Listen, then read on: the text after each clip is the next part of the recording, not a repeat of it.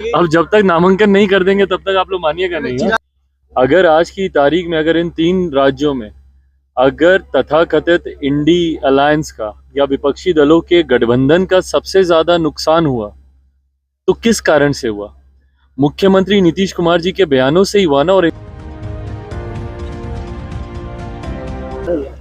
चिराग जी, सबसे पहले 10 तारीख का आपका ये जो कार्यक्रम है जनसंवाद का, आखिर ये संवाद करने की जरूरत क्यों पड़ गई? क्या तैयारी चल रही है आपकी?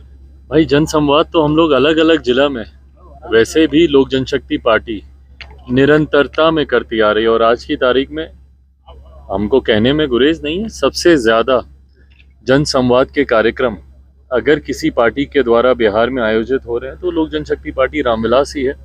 बिहार के अलग अलग जिलों में भले हमारे कार्यक्रम हो, हमारे संगठन के कार्यक्रम हो, संकल्प यात्रा, बिहार फर्स्ट बिहारी फर्स्ट संकल्प यात्रा पे आपने देखा ही है कि तमाम प्रकोष्ठों के प्रदेश अध्यक्ष, हमारे पार्टी के प्रदेश अध्यक्ष राजू तिवारी जी के नेतृत्व में वो लोग भी यात्रा पे निकले हैं। तो जहां एक तरफ संगठन को मजबूती देने का कार्य निरंतरता में हो रहा है तो वहीं दूसरी तरफ जनता से संपर्क करके, सीधा संवाद करके उनकी समस्या, उनकी अपेक्षाएं को पूरा करने का प्रयास बिहार फर्स्ट बिहारी फर्स्ट के माध्यम से किया जा रहा है। अच्छा, ये जो चुनाव का नतीजा है उसके बाद कहा जा रहा है कि मांग किया जा रहा है या चर्चा चल रही है कि नीतीश अब बॉस बने इंडिया गठबंधन के। अच्छा, जिन्होंने बंटाधार किया, हाँ, उन्हीं को बॉस बनाइएगा?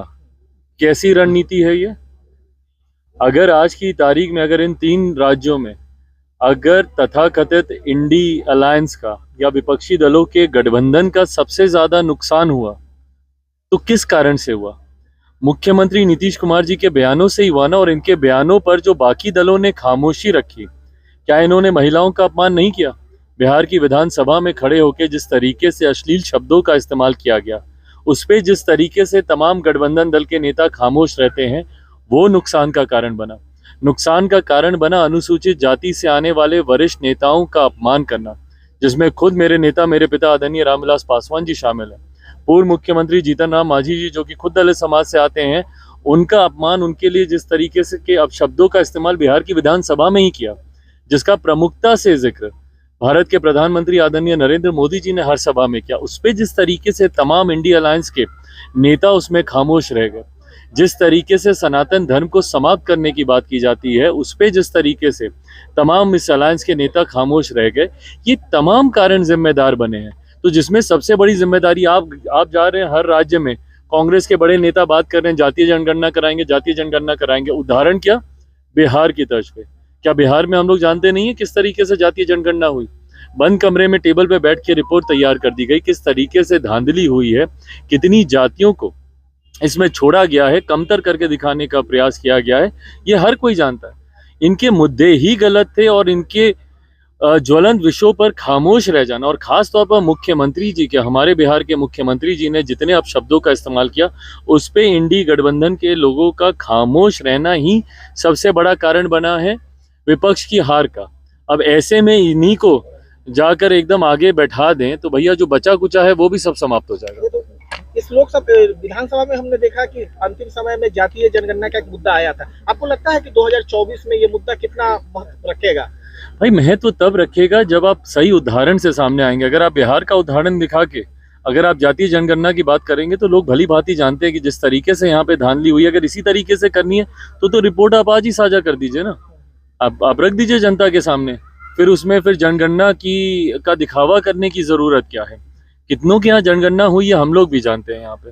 तो ऐसे में हमको नहीं लगता, देखिए आज की तारीख में विकास बिहार, अगर आप देखेंगे मध्य प्रदेश में जिस तरीके से महिलाओं से जुड़ी हुई योजनाओं का लाभ भाजपा की सरकार को वहाँ पे मिला है, जिस तरीके से लाडली योजना है या महिलाओं से जुड़ी हुई और योजना, जब तक आप सही योजना लेकर नहीं आएंगे और उन योजना को धरातल पर नहीं उतारेंगे, योजना बिहार की शराबबंदी की तरह नहीं होनी चाहिए ना कि कहने के लिए हो गई और धरातल पर खुलेआम जहरीली शराब बिक रही है। हाजीपुर के लिए क्या होगा? हाजीपुर का पत्ता नहीं खोल रहे हैं आप। भाई, कितनी बार खोले? हाँ, आप लड़ेंगे, माँ लड़ेगी। अब जब तक नामांकन नहीं कर देंगे तब तक आप लोग मानिएगा नहीं। चिराग जी, डीएमपी सांसद को लेकर गौमूत्र का विवाद हो रहा है, गलत है, गलत है ये। संसद में जिस तरीके से माननीय सांसद के द्वारा इस तरीके की भाषा का इस्तेमाल किया गया, ये गलत है। ये कहीं ना कहीं उसी सोच को बढ़ावा देता है जो सनातन विरोधी सोच है। खैर, इसके पूर्व में भी उनके कई वरिष्ठ नेता सनातन धर्म को समाप्त करने की बात पहले भी कर चुके हैं।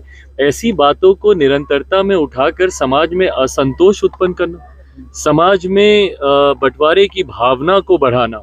प्रधानमंत्री जी ने चुनावी 3 राज्यों में चुनाव की जीत के बाद अपने संबोधन में खुलकर और स्पष्ट तौर से ये बात कही है कि ऐसे लोगों से सावधान रहने की जरूरत है जो समाज में बंटवारे की राजनीति, समाज को बांटने की सोच के साथ जो लोग राजनीति करते हैं। ये उसी का एक उदाहरण है।